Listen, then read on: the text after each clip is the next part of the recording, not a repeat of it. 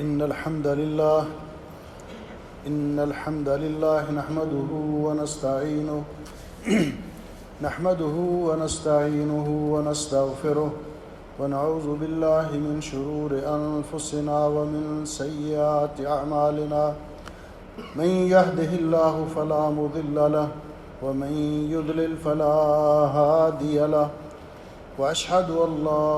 إله إلا الله وحده لا شريك له وأشهد أن محمدًا عبده ورسوله يا أيها الذين آمنوا اتقوا الله حق تقاته ولا تموتن إلا وأنتم مسلمون يا أيها الناس اتقوا ربكم الذي خلقكم من نفس واحدة وخلق منها زوجها وبث منهما رجالا كثيرا ونساء واتقوا الله الذي تساءلون به والأرحام إن الله كان عليكم رقيبا يا أيها الذين آمنوا اتقوا الله وقولوا قولا سديدا يصلح لكم أعمالكم ويغفر لكم ذنوبكم ومن يطع الله ورسوله فقد فاز فوزا عظيما اللهم صل على محمد وعلى آل محمد كما صليت على إبراهيم وعلى آل إبراهيم إنك حميد مجيد اللهم بارك على محمد وعلى آل محمد كما باركت على إبراهيم وعلى آل إبراهيم إنك حميد مجيد أما بعد فيا أيها الناس إن خير الحديث كتاب الله وخير الهدي هدي محمد صلى الله عليه وسلم وشر الأمور محدثاتها وكل محدثة بدعة وكل بدعة ضلالة وكل ضلالة في النار أعوذ بالله السميع العليم وبوجهه الكريم وسلطانه القديم من الشيطان الرجيم ونبلوكم بالشر والخير فتنة وإلينا ترجعون۔ قابل صد احترام بزرگوں، بھائیوں اور عزیزوں، آج کے خطبہ جمعہ کا عنوان ہے موقف المسلم من الفتن۔ فتنوں کے دور میں ایک مسلمان کا کردار کیا ہونا چاہیے۔ دنیا دارالابتلاء ہے، امتحان گاہ ہے،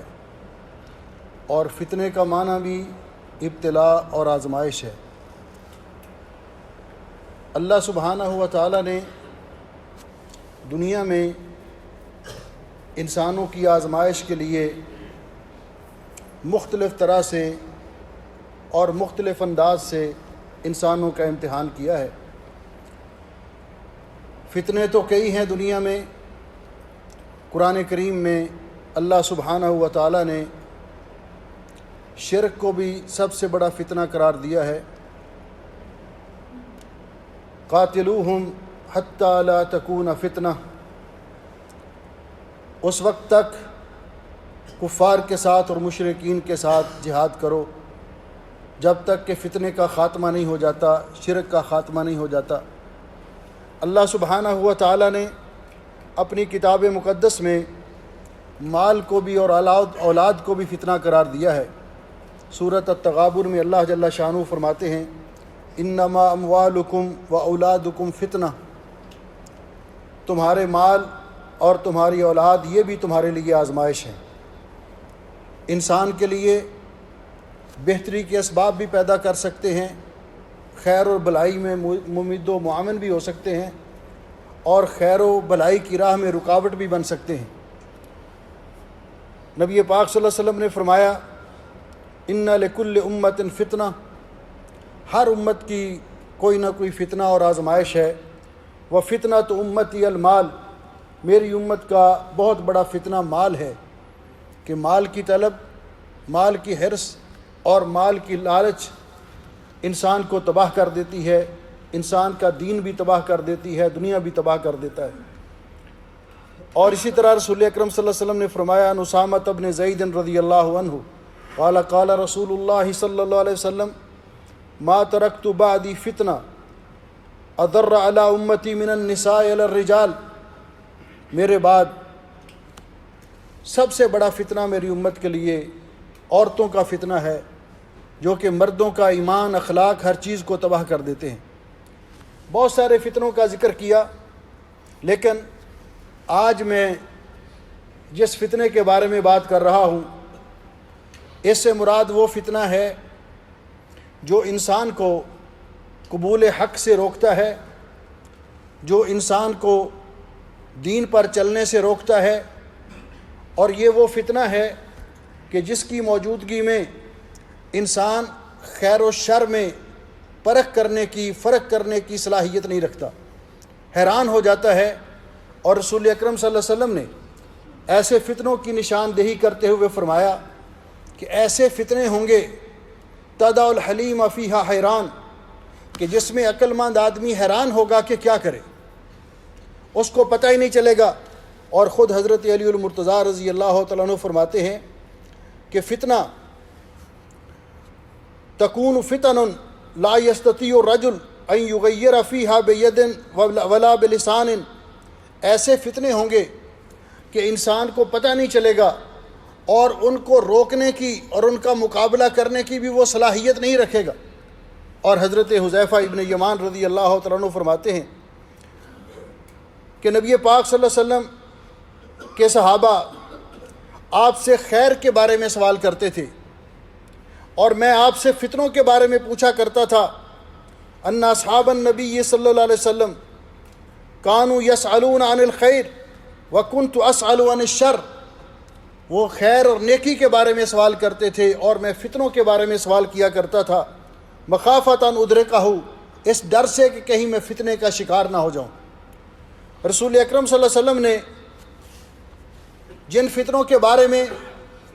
نشاندہی فرمائی، حضرت حذیفہ ابن یمان رضی اللہ تعالیٰ عنہ ہی ان کا تذکرہ کرتے ہوئے فرماتے ہیں، جب ان سے پوچھا گیا کہ ای الفتن اشد، سب سے سخت قسم کا فتنہ کون سا ہے، تو فرمانے لگے ان یعرض علیک الخیر والشر، کہ آپ کے سامنے خیر بھی ہو اور شر بھی ہو، لیکن اس قدر آپ فتنے میں مبتلا ہو جائیں، فلا تدری ایہما ترکب، کہ آپ کو پتہ ہی نہ چلے کہ میں کون سا راستہ اختیار کروں۔ یہ سب سے بڑا فتنہ ہے کہ جب انسان اس میں حیران اور پریشان ہو جائے۔ یہ فتنے ہر دور میں سر اٹھاتے رہے، اور مومن اس کا ہر دور کے اندر یہ کردار رہا کہ وہ فتنے سے بچتا رہا ہے، اور آئندہ بھی قیامت تک جو لوگ حق پر قائم ہیں ان کو اللہ رب العزت نے دین پر استقامت عطا کی ہے، وہ فتنوں کو پہچان کر ان سے الگ تھلگ ہو جاتے ہیں۔ اور جو لوگ جن کی معلومات سطحی، اور جو لوگ علماء کا احترام اور ان سے استفادہ اس کے حق میں نہیں، جو لوگ خود اپنے آپ کو عقل کل سمجھتے ہیں، وہ فوری طور پر ایسے فتنوں کا شکار ہو جاتے، جس طرح کہ حضرت حسن بصری رحمۃ اللہ علیہ فرماتے ہیں الفتنۃ اذا اقبلت، فتنہ جب سر اٹھاتا ہے، جب کوئی فتنہ ظہور پذیر ہوتا ہے، عرفہا کل عالم، ہر عالم آدمی، دین کی بصیرت رکھنے والا آدمی اس فتنے کو پہچان جاتا ہے کہ یہ فتنہ ہے، یہ آزمائش ہے، اور اس سے الگ تھلگ رہتا ہے۔ وَإِذَا أَدْبَرَتْ، اور جاہل لوگ، عامۃ الناس، اس فتنہ پرور شخص کے پیچھے یا فتنہ بپا کرنے والوں کے پیچھے بغیر سوچے سمجھے ان کے پیچھے نعرے لگانا، ان کی تائید کرنا، اور اس فتنے کو ہوا دینا شروع کر دیتے ہیں۔ وَإِذَا أَدْبَرَتْ عَرَفَهَا كُلُّ جَاهِلٍ، جب وہ فتنہ تباہی مچا کے نکل جاتا ہے تو پھر یہ معلومات نہ رکھنے والا شخص، یہ جاہل شخص افسوس کرتا ہے، اوہو ہمیں تو پتہ ہی نہیں چلا، ہم تو کسی کی اعلیٰ کار بن گئے تھے، ہمیں تو کسی نے استعمال کر لیا تھا، ہم تو استعمال ہو گئے۔ ہم نے تو اپنا سب کچھ تباہ کر لیا، دین بھی تباہ کر لیا، دنیا بھی تباہ کر لی، رشتہ داریاں بھی توڑ ڈالیں، دوستوں سے بھی ہم نے دوریاں اختیار کر لیں، ہمیں تو فتنے نے تباہ کر دیا، ہمیں تو لوگوں نے اپنے مفاد کے لیے استعمال کر لیا، وہ مفاد خواہ کسی کا دینی ہو یا دنیاوی ہو۔ بعض لوگ دینی طور پر ایسے فتنہ پرور لوگ جن کو اوپر سے دیکھ کر قرآن پڑھنا نہیں آتا، جن کو اوپر سے دیکھ کر قرآن پڑھنا نہیں آتا، جن کو عربی زبان کی ابجد کا بھی علم نہیں ہے، جو کہ قرآن کی زبان ہے، پیغمبر اسلام کی زبان ہے، حدیث پاک کی زبان ہے، اس کی ابجد سے بھی واقف نہیں، وہ جب بات کریں گے تو ان کے بارے میں بات کریں گے حضرت صدیق اکبر کے بارے میں رضی اللہ تعالیٰ عنہ، کہتے ہیں ان کہتا ہے بدبخت ان کو قرآن کی سمجھ ہی نہیں آئی، انہوں نے اس آیت کا مفہوم سمجھا ہی نہیں۔ ایسے لوگ خود اس کو سادہ قرآن پڑھنا نہیں آتا تو وہ نبی پاک صلی اللہ علیہ وسلم کے شاگردوں کے، اور پھر ایسے لوگوں کے ماننے والے اور ان کے پیچھے جھنڈا اٹھا کے چلنے والے وہ لوگ نوجوان طبقہ جنہوں نے دین کو اس کے اصلی مصادر سے نہیں سیکھا، دین کو اس کے اصلی ماخذ سے نہیں سیکھا، بلکہ عربی زبان میں نازل ہونے والا دین اس کو انگریزوں کی زبان میں سیکھا۔ اور حیرانگی کی بات ہے، کبھی کوئی فتنہ، کبھی برادرز کا فتنہ، یہ فلاں برادر ہے، فلاں بھائی ہے، فلاں بھائی ہے، 4 جملے انہوں نے انگلش کے بول لیے اور نوجوان فریفتہ ہو گیا، یہ اس سے بڑا سکالر کوئی نہیں ہے۔ تو یہ دنیا میں سب سے بڑا فتنہ کہ انسان اپنے دین کو پہچان نہ سکے، انسان کو اپنے دین کی سمجھ نہ آ سکے۔ اگر کوئی شخص اس قدر فتنے میں مبتلا ہو کہ اگر کوئی نبی پاک صلی اللہ علیہ وسلم کے، جس طرح امام مالک رحمۃ اللہ علیہ نے فرمایا نا کہ یہ فتنہ پرور لوگ چاہتے تو تھے پیغمبر اسلام کے بارے میں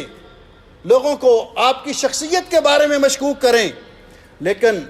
یہ کر نہیں سکے، کیونکہ یہ جانتے ہیں کہ اگر نبی علیہ السلام کے بارے میں کوئی بات کی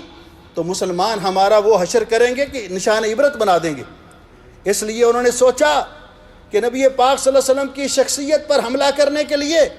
آپ کے شاگردان گرامی کے بارے میں ثابت کیا جائے کہ ان کو قرآن و حدیث کا پتہ نہیں تھا، ان کو دین کا پتہ نہیں تھا، تاکہ از خود نبی پاک صلی اللہ علیہ وسلم کی ذات پر کہ آپ کے تو شاگرد ناکام تھے، استغفر اللہ معاذ اللہ، جن شاگردوں کو اللہ تعالیٰ نے قرآن پاک میں مفلحون کہا، صادقون کہا، راشدون کہا، وہ سارے کے سارے جنتی، اللہ ان پہ راضی اور وہ اللہ پہ راضی۔ تو میں عرض کر رہا تھا کہ طرح طرح کے فتنے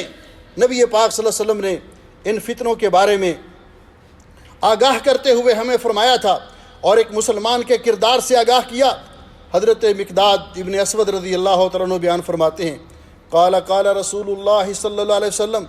ان السعید لمن جنب الفتن، سعادت مند شخص وہ ہے، عقل مند اور دانا وہ ہے، نیک بخت شخص وہ ہے جو فتنوں سے الگ تھلگ رہا، لمن جنب الفتن، جو فتنوں سے الگ تھلگ رہا، ولمن ابتلی بہا فصبر، جو کسی وجہ سے فتنے کا شکار بھی ہو گیا تو اس نے صبر کیا، اس نے فتنہ پرور لوگوں کا ساتھ نہیں دیا، ماحول ایسا ہو گیا کہ ہر طرف فتنہ بپا ہے، اس نے صبر کیا، فواہا، اس کے لیے خوشخبری ہو۔ نبی پاک صلی اللہ علیہ وسلم نے ہمیں امت کو حکم دیا ہے کہ ہم دعا کرتے رہیں اللہ تعالیٰ سے۔ حضرت زید ابن ثابت رضی اللہ تعالیٰ عنہ روایت کرتے ہیں کہ نبی علیہ السلام نے فرمایا تعوذوا باللہ من الفتن ما ظہر منہا وما بطن، اللہ تعالیٰ سے ہمیشہ دعا کیا کرو کہ اللہ تعالیٰ ہمیں ظاہری اور باطنی فتنوں سے بچائے، اللہ تعالیٰ ہمیں ظاہری اور باطنی فتنوں سے بچائے۔ رسول اکرم صلی اللہ علیہ وسلم نے فرمایا اس قدر فتنے ہوں گے دنیا میں، آپ نے ان کی نشاندہی کرتے ہوئے امت کو متنبہ کیا۔ عن ابی ہریرہ رضی اللہ تعالیٰ عنہ،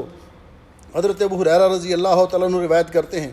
کہ رسول اکرم صلی اللہ علیہ وسلم نے فرمایا بادروا بالاعمال فتنا کقطع اللیل المظلم، ایسے فتنوں کے آنے سے پہلے نیک اعمال کرنے میں جلدی کر لو۔ جو فتنے اس طرح آئیں گے جس طرح کالی رات کے اندھیرے آتے ہیں، سیاہ رات کے اندھیروں کی طرح وہ فتنے ہوں گے. وہ فتنے ایسے ہوں گے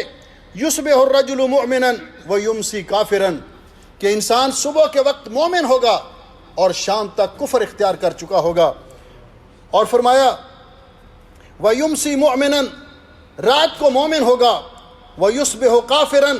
اور فتنہ پرور لوگوں کی فتنوں کا شکار ہو کر، ان کی چرب لسانی کا شکار ہو کر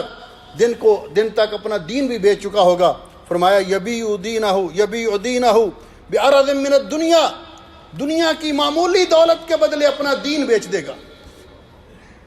چند دیناروں کے بدلے اپنا دین بیچ دے گا، چند درہموں کے بدلے اپنا دین بیچ دے گا. جو کہ دین ایسا ہے کہ جس کی قدر و قیمت پوچھنی ہو تو صحابہ اکرام سے پوچھئے، حضرت بلال سے پوچھئے، جنہوں نے ہر ظلم برداشت کیا لیکن دین کو نہیں چھوڑا. دین کی قدر پوچھنی ہے تو اماں سمیہ سے پوچھئے، ہمیں تو آرام سے مل گیا، جنہوں نے اپنی دین کی خاطر جان قربان کر دی اور اسلام کی پہلی شہیدہ کہلائیں. ان کو پتا تھا دین کیا ہے. فرمایا ایسے فتنے ہوں گے کہ انسان فتنوں میں مبتلا ہو کر صبح ایمان کی حالت میں کرے گا تو شام کفر کی حالت میں کرے گا، شام کفر کی حالت میں کرے گا تو صبح ایمان کی حالت میں کرے گا تو صبح کفر کی حالت میں کرے گا. اور دین کو چند ٹگوں کے عوض دنیاوی دولت اور چند مفادات کی خاطر، صرف پیسے ہی نہیں، کوئی بھی مفاد دنیا کا، ویزا لے لو، فلاں مذہب اختیار کر لو، آپ کو یورپ کا ویزا دیتے ہیں، ہوتا ہے کہ نہیں دنیا میں ایسے، فلاں نظریہ اختیار کر لو، آپ کو فلاں جگہ کی نیشنلٹی دلوا دیتے ہیں. اور مسلمان جو اسلام کی قدر و قیمت سے واقف نہیں، وہ کہتا ہے چلو جی دنیا تو آتی ہے. کتنے لوگوں نے اس طرح اپنا نظریہ بدلا، دین کو بیچا. اس کی پیشین گوئی نبی علیہ السلام نے بہت پہلے اس وقت فرما دی تھی اور امت کو ڈرایا تھا کہ ایسے حالات سے ڈرو. حضرت ابو ہریرہ رضی اللہ تعالیٰ عنہ کی دوسری روایت ہے، فرمایا قال رسول اللہ صلی اللہ علیہ وسلم ستکون فتن، ایسے فتنے ہوں گے القاعد فیہا خیر من القائم، جن فتنوں میں بیٹھنے والا شخص کھڑے ہونے والے سے بہتر ہوگا. والقائم فیہا خیر من الماشی، کھڑا ہونے والا چلنے والوں سے بہتر ہوگا. والماشی فیہا خیر من الساعی، چلنے والا دوڑنے والے سے بہتر ہوگا. آپ نے فرمایا یہ فتنوں سے دوڑنے والے لوگ جو ہوں گے، ومن تشرف لها تستشرفہ، جو فتنوں میں کو جھانکنے کی کوشش کرے گا، میں دیکھوں تو صحیح کیا ہے، میں اس کا لیکچر سنوں تو فتنہ پرور شخص کا لیکچر سنوں تو کیا کہتا ہے، میں اس کی بات سنوں تو صحیح کہتا کیا ہے. ائمہ کرام اپنے شاگردوں کو ڈرایا کرتے تھے، اہل بدعت، فتنہ پرور اور اپنے مطلب کی خاطر دین کو بدلنے والے، ان کی مجلس میں نہ بیٹھو. انہوں نے اور کچھ بھی نہ کیا تو تمہارے دل میں دین کے بارے میں شک ضرور پیدا کر دیں گے، شبہ ضرور پیدا کر دیں گے. اس لیے کوئی بھی کسی کا کلپ سننے سے پہلے، کسی کا لیکچر سننے سے پہلے وہ لوگوں کے سامنے یہی ظاہر کرتے میرے ویور بہت ہیں. حق کا معیار قلت و کثرت نہیں ہے، حق کا معیار قلت و کثرت نہیں ہے. عامت الناس عمومی طور پر ایسے فتنوں کا شکار ہوتے. پہلے دیکھو کہ اس آدمی کا نظریہ کیا ہے، منہج کیا ہے، اس نے کس سے دین سیکھا ہے جو ہمیں بتا رہا ہے، دین کے بارے میں اس کا نقطہ نظر کیا ہے. امام محمد ابن سیرین رحمۃ اللہ علیہ فرماتے ہیں، تابعین میں بڑا اونچا مقام ہے ان کا، فرماتے ہیں ان ھذا العلم دین، یہ دین کا علم، دین یہ علم ہے. فانظروا امن تاخذون دینکم، جس سے دین سیکھ رہے ہو ذرا اس کے بارے میں دیکھو وہ ہے کیسا، اس کا نظریہ کیا ہے، اس کے خیالات کیا ہیں. کہیں ایسے نہ ہو کہ وہ فتنہ پرور آپ کو گمراہ کر دے. اس لیے رسول اکرم صلی اللہ علیہ وسلم نے فرمایا جو فتنوں کو میں جانگ کے دیکھنے کی کوشش کرے گا وہ فتنے میں مبتلا ہو جائے گا. فَمَنْ وَجَدَ مِنْهَا مَلْجَعًا أَوْ مَعَاذًا فَلْيَعُوذْ بِهِ، جو فتنے سے جس قدر بھی بچنے کی صلاحیت رکھتا ہو اس سے بچنے کی کوشش کرے، اس سے الگ تھلگ رہنے کی کوشش کرے.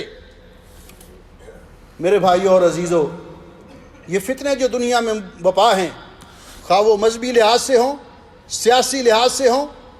کاروباری لحاظ سے ہوں، کسی لحاظ سے بھی ہوں، خاندانوں کے فتنے ہوں، یہ فتنہ بپا کرنے والے لوگ، فتنہ پرور لوگ ان کے مقاصد ہوتے ہیں جن کی بنیاد پر وہ لوگوں کے اندر فتنہ بپا کرتے ہیں، لوگوں کے امن و سکون کو برباد کرتے، گھروں کا امن و سکون تباہ کرتے، اللہ کی زمین پر رہ کر اللہ کے احکام کی بغاوت کرتے اور لوگوں کو آپس میں لڑاتے، پرسکون معاشرے کے امن و سکون کو تہو بالا کر دیتے۔ ان کے مقاصد کیا ہوتے ہیں اور فتنہ بپا کرنے کے اسباب کیا ہیں؟ علماء نے 5 سبب ذکر کیے ہیں اختصار کے ساتھ۔ پہلا سبب یہ ہے کہ فتنے میں جو شخص فتنہ بپا کرتا ہے،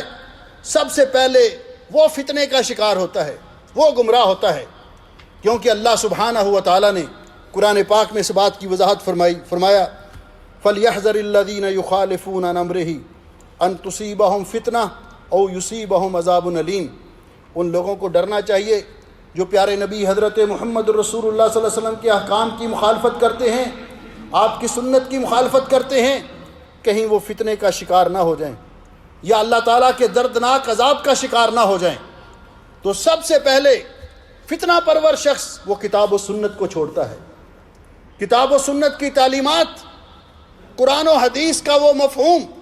جو اللہ رب العزت نے رسول اکرم صلی اللہ علیہ وسلم پر نازل کیا اور پیارے نبی حضرت محمد رسول اللہ صلی اللہ علیہ وسلم نے امت کو بتلایا، وہ اس کو چھوڑ کر، کیوں کہ یہ تو پہلے سے چلا آ رہا ہے، اس فتنہ پرور شخص کی دال اس وقت تک گلتی نہیں جب تک وہ نئی بات نہ کرے۔ اور عقل مند مسلمان کو سمجھنا چاہیے کہ رسول اکرم صلی اللہ علیہ وسلم کے بعد جبریل امین کسی پر وحی لے کر نہیں آئے، آپ خاتم النبیین ہیں، تو پھر یہ نئی بات کہاں سے لے آیا؟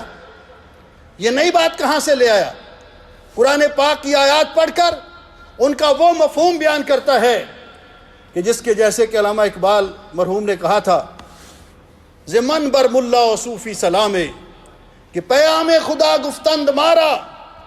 ولے تاویل شاں در حیرت انداخ خدا و جبرائیل و مصطفیٰ۔ ایسے فتنہ پرور کو میری طرف سے 7 سلام، جو ہمیں پڑھ کر تو اللہ کا کلام سناتا ہے لیکن اس کی تعویل، اس کی تفسیر اور اس کی وضاحت ایسی کرتا ہے جو اللہ نے نازل نہیں کی، جبریل امین لے کر نہیں آئے اور پیغمبر اسلام علیہ السلام نے اپنی امت کو نہیں بتلائی۔ تو پہلا یہ فتنہ پرور شخص سب سے پہلے اس کا نقطہ نظر یہ ہوتا ہے کہ لوگ کتاب و سنت کی اتباع کو چھوڑ دیں، کیونکہ یہ خود گمراہ ہوتا ہے۔ تو پہلا سبب یہ ہوتا ہے کہ کتاب و سنت کی مخالفت پر لوگوں کو اکسانا، خود بھی مخالفت کرنا اور لوگوں کو بھی اکسانا۔ دوسرا سبب اتباع الہوا و فساد القصد، کہ اپنی خواہشات کی پیروی کرنا، جو اپنے جی میں آئے وہ کہتے جانا، لوگوں کو اپنی مرضی کے مفہوم بیان کرنا، مرضی کے مسئلے بیان کرنا، یہ نہ دیکھنا کہ اس کے بارے میں اللہ کا کیا حکم ہے، رسول اللہ صلی اللہ علیہ وسلم کا کیا حکم ہے، اپنی خواہشات کی پیروی کرنا۔ اللہ رب العزت نے حضرت داؤد علیہ السلام کو فرمایا تھا یا داؤد انا جعلناک خلیفۃ فی الارض، ہم نے آپ کو زمین میں خلیفہ بنایا ہے، فاحکم بین الناس بالحق، لوگوں کے ساتھ، لوگوں کے درمیان فیصلہ کیجئے حق کے ساتھ، ولا تتبع الہوا، اپنی منمانی نہ کیجئے، کیوں؟ فیضلک عن سبیل اللہ، اپنی منمانی کرنے والا شخص اللہ کی راہ سے بھٹک جاتا ہے، اپنی منمانی کرنے والا شخص راہ حق سے دور ہو جاتا ہے۔ اور اللہ رب العزت نے فرمایا افرأیت من اتخذ الہہ ہوا، کیا آپ نے ایسے شخص کو دیکھا کہ جس نے اپنی خواہشات کو اپنا معبود بنا رکھا ہے، جو اس کے من میں آتا ہے کرتا ہے، کیوں کہ کلمہ پڑھتا ہے مسلمان لا الہ الا اللہ محمد الرسول اللہ، اشہد ان لا الہ الا اللہ وحدہ لا شریک لہ واشہد ان محمدا عبدہ ورسولہ۔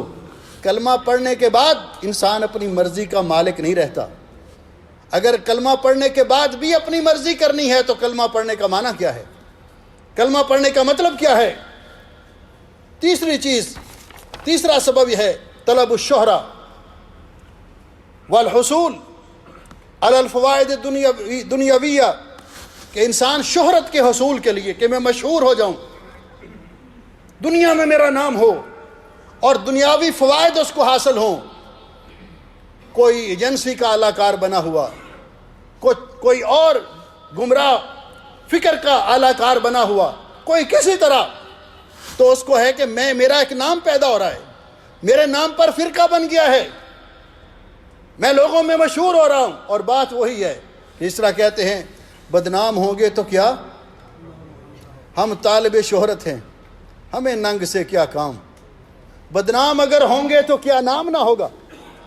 یہ ان لوگوں کی چوتھا سبب یہ ہوتا ہے افراط و تفریط، کہ معاملات کو ان کی حقیقت تک نہ رہنے دینا، بلکہ افراط و تفریط کرنا، یا تو کسی کی شان میں غلو کرنا جس کے ساتھ عقیدت ہو، یا پھر اپنے مخالفین کی تحقیر کرنا، ان کو ڈیگریڈ کرنا، ان کو گالیاں دینا۔ یہ ان لوگوں کا مقصد ہوتا ہے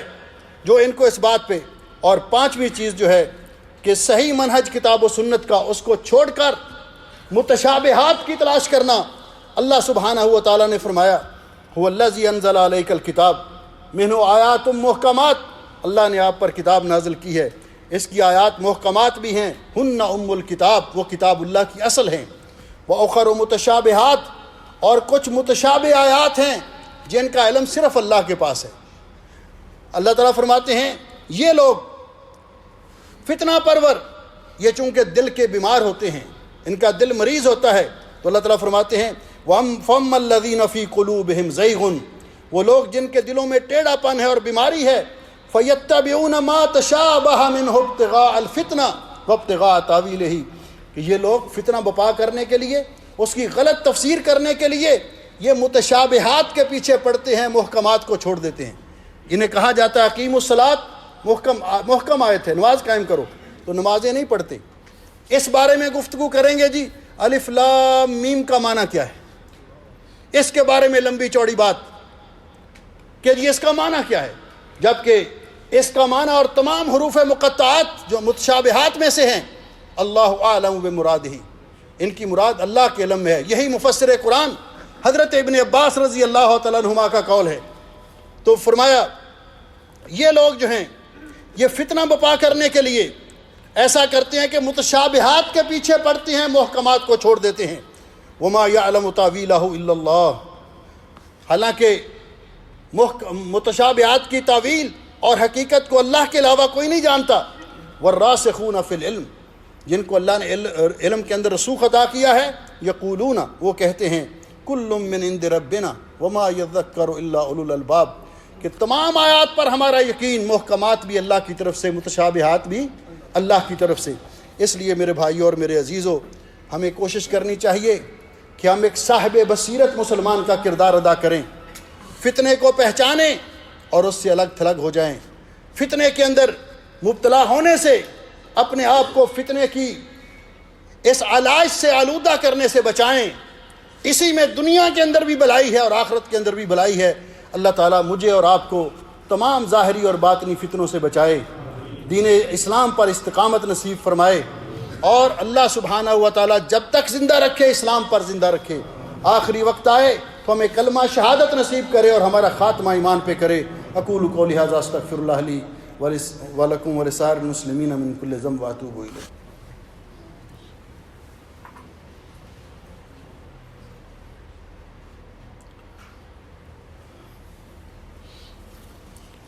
ان الحمد للہ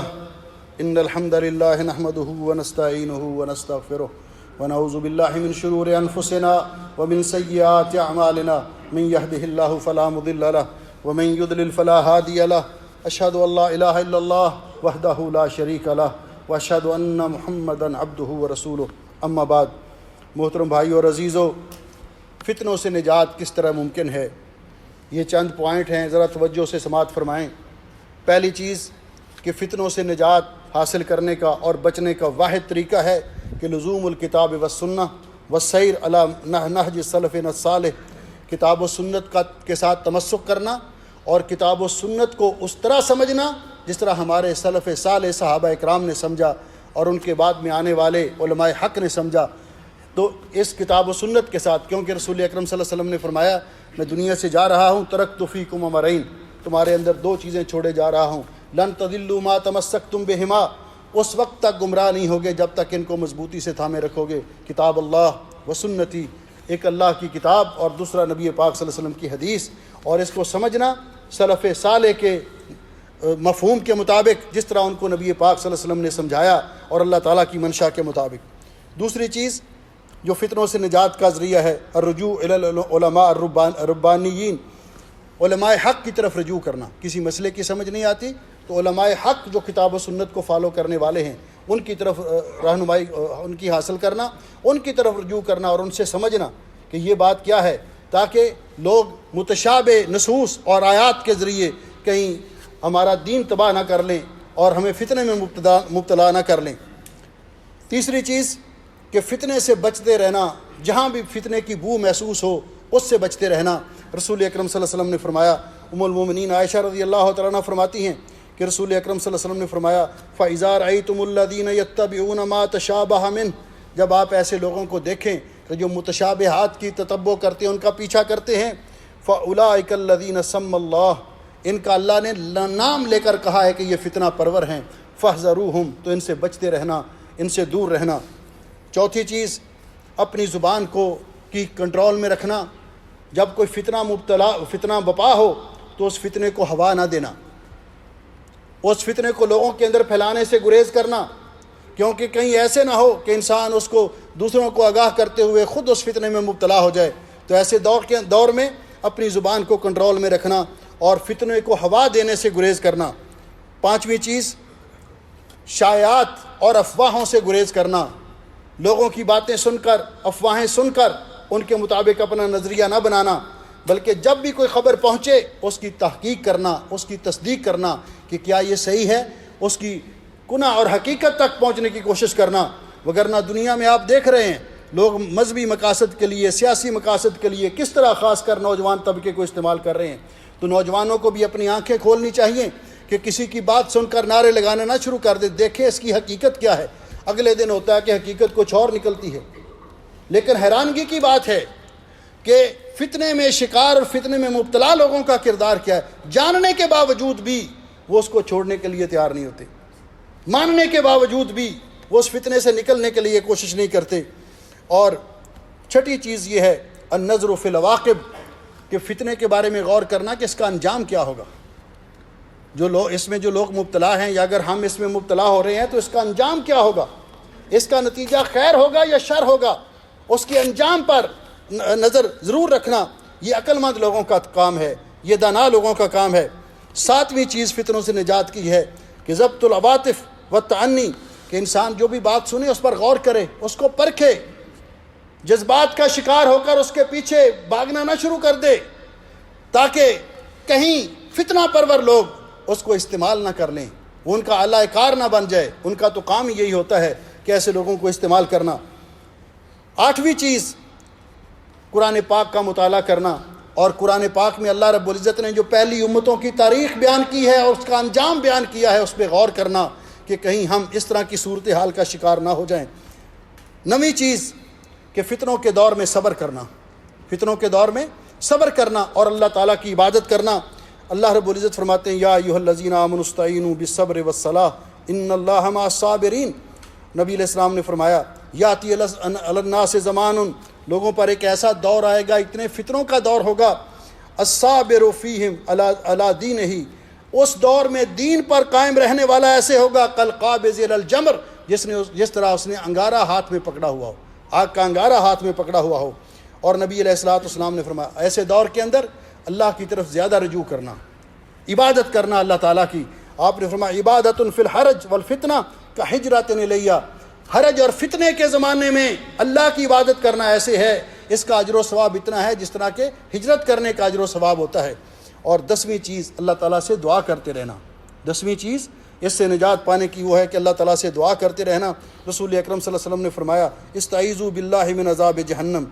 جہنم کی عذاب سے اللہ کی پناہ مانگو، استعیذوا باللہ من عذاب القبر، قبر کے عذاب سے اللہ کی پناہ مانگو، استعیذوا باللہ من فتنۃ المسیح الدجال، دجال کے فتنے سے اللہ کی پناہ مانگو، واستعیذوا باللہ من فتنۃ المحیا والممات، موت و حیات کے فتنے سے اللہ کی پناہ مانگو۔ اور جس طرح میں نے وہ پہلے حدیث بیان کی کہ آپ نے فرمایا تعوذوا باللہ من الفتن ما ظہر منہا وما بطن، ظاہری اور باطنی فتنوں سے اللہ تعالیٰ کی پناہ مانگو۔ اللہ تعالیٰ ہمیں فتنوں سے بچائے،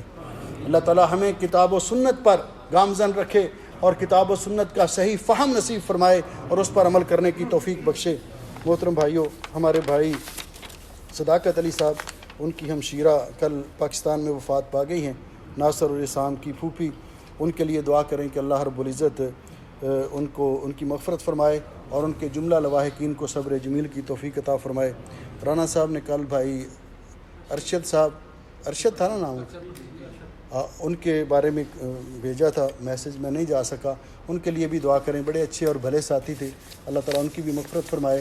اور ان کے لواحقین کو بھی صبر جمیل کی توفیق عطا فرمائے۔ ان اللہ و ملائکتہ یصلون علی النبی یا ایھا الذین آمنوا صلوا علیہ وسلموا تسلیما۔ اللہم صل علی محمد وعلی آل محمد کما صلیت علی ابراہیم وعلی آل ابراہیم انک حمید مجید۔ اللہم بارک علی محمد وعلی آل محمد کما بارکت علی ابراہیم وعلی آل ابراہیم انک حمید مجید۔ یا حی یا قیوم برحمتک نستغیث یا مقلب القلوب ثبت قلوبنا علی دینک یا مقلب القلوب ثبت قلوبنا علی دینک ویا مصرف القلوب صرف قلوبنا علی طاعتک۔ اللہم جنبنا الفتن ما ظہر منہا وما بطن، اللہم جنبنا الفتن ما ظہر منہا وما بطن۔ اللہم اشف مرضانا ومرضى المسلمین، اللہم اشف مرضانا ومرضى المسلمین، اللہم اغفر للمسلمین المیتین، اللہم اغفر لهم وارحمهم وعافهم واعف عنهم وادخلهم جنة الفردوس واعذهم من فتنة القبر وعذاب النار۔ یا حی یا قیوم برحمتک نستغیث ربنا آتنا فی الدنیا حسنہ وفی الآخرة حسنة وقنا عذاب النار۔ اللہم انت ولینا فی الدنیا والآخرہ توفنا مسلمین والحقنا بالصالحین۔ اللہم اجعل هذا البلد آمنا مطمئنا رخاء سخاء وسائر بلاد المسلمین۔ سبحان ربک رب العزت عما یصفون وسلام علی المرسلین والحمد للہ رب العالمین۔ صفحہ درست کر۔